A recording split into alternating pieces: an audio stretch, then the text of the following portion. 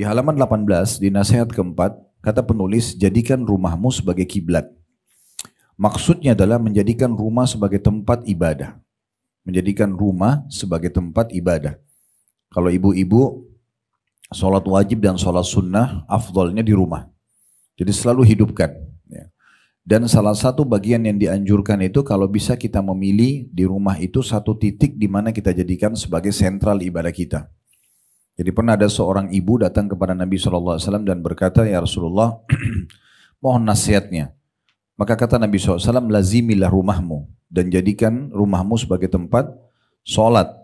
Maka perempuan itu mengambil satu sudut dari rumahnya yang paling dalam, kemudian dia pun sholat sampai ajalnya datang. Jadi memang dianjurkan untuk seperti itu. Dan ini lebih afdal bagi perempuan. Penjelasan dalil-dalilnya cukup banyak. Saya belum masuk ke lanjutan baca buku dulu. Saya kuatkan ini dengan hadis Nabi SAW diriwayatkan oleh Abu Daud. Salatul mar'ati fi baitiha afdalu atau afdalu min salatiha fi hujratiha. Wa salatuha fi makhda'iha afdalu min salatiha fi baitiha. Salat seorang wanita di kamar khususnya, kamar dia pribadi, itu lebih afdal daripada salatnya di ruang tengah rumahnya. Kemudian sholat wanita di kamar kecil, tempat penyimpanan barang berharganya maksudnya, lebih utama daripada sholatnya di kamarnya.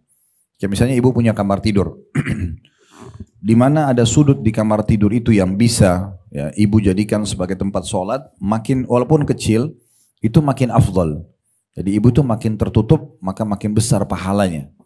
Ya, lebih besar daripada pahalanya ibu sholat di ruang tamu misalnya, atau di tempat lainnya, ya, di rumah. Lebih afdal adalah sholat tempat makin tertutup makin bagus. Dan dalam hadis yang lain diriwayatkan oleh Imam Ahmad, khairu masajidin nisa'i ka'rub buyutihinna. Sebaik-baik masjid bagi para wanita adalah di bagian dalam rumahnya. Makin dalam makin baik. Beda dengan laki-laki. Laki-laki makin keluar makin besar pahalanya. Kayak suruh ke masjid, ya sholat berjamaah di luar. Nah itu lebih afdal bagi laki-laki. Tapi kalau bagi perempuan itu berbeda, lebih baik dan lebih afdal di rumahnya. Berarti menandakan seperti ada pembagian.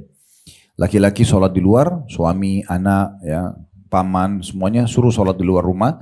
Yang hidupkan suasana di rumah adalah ibu. Ya, ini kalau kita bicara sholat wajibnya. Kalau sholat sunnah, semuanya lebih baik dikerjakan dalam rumah. Laki-laki ataupun perempuan sama.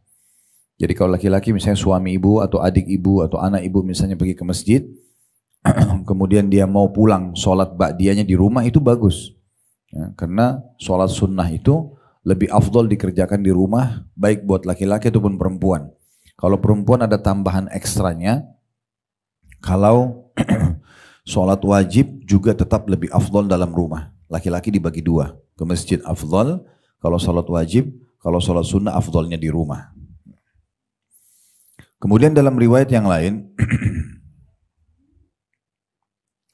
dari Ummu Humaid, ini Ummu Humaid seorang wanita pernah mendatangi Rasulullah SAW. Kemudian dia mengatakan, ya Rasulullah, saya ingin sekali sholat berjamaah bersama anda. Saya ingin sekali ke masjid, sholat bersama dengan anda. Lalu kata Nabi SAW, aku telah mengetahui hal itu. Bahwasanya engkau sangat ingin sholat berjamaah bersamaku di masjid. Namun sholatmu di dalam kamar khusus untukmu lebih utama daripada ruang tamu rumahmu. Sholatmu di ruang tengah rumahmu lebih utama daripada sholatmu di ruang terdepan dari rumahmu.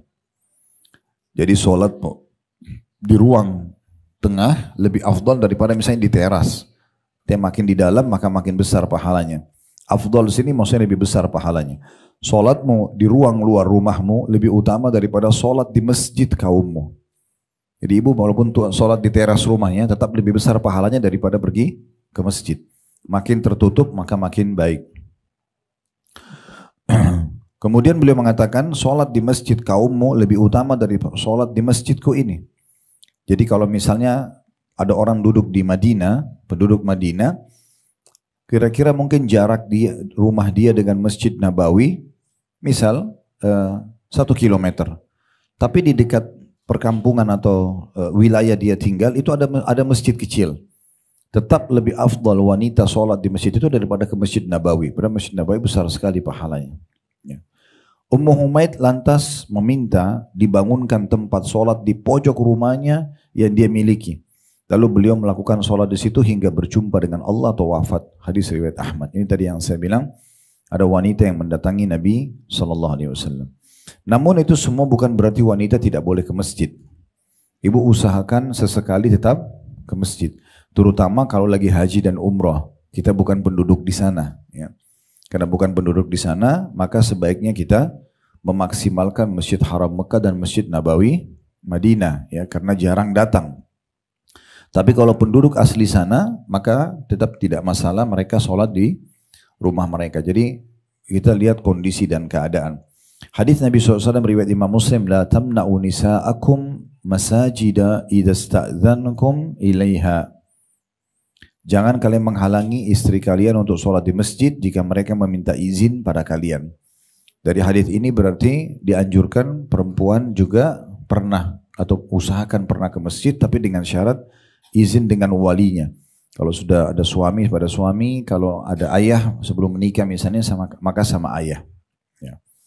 Dan tentu menjaga adab-adabnya, ya, adab-adabnya, ya, terutama tentang masalah menggunakan parfum, ya, yang bisa keluar menyolok baunya, itu kalau ke masjid itu ada larangannya, jadi tidak dibolehkan.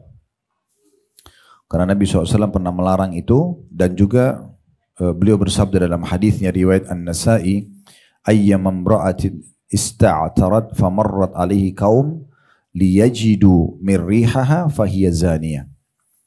Perempuan manapun yang mengenakan wangi-wangian lalu melalui sekumpulan laki-laki agar mereka mencium bau harum yang dia pakai, maka perempuan tersebut seperti seorang pezina. Ya. Jadi ada larangan tentang masalah hal tersebut. Namun sekali lagi tetap lebih afdal di dalam rumah. Ya.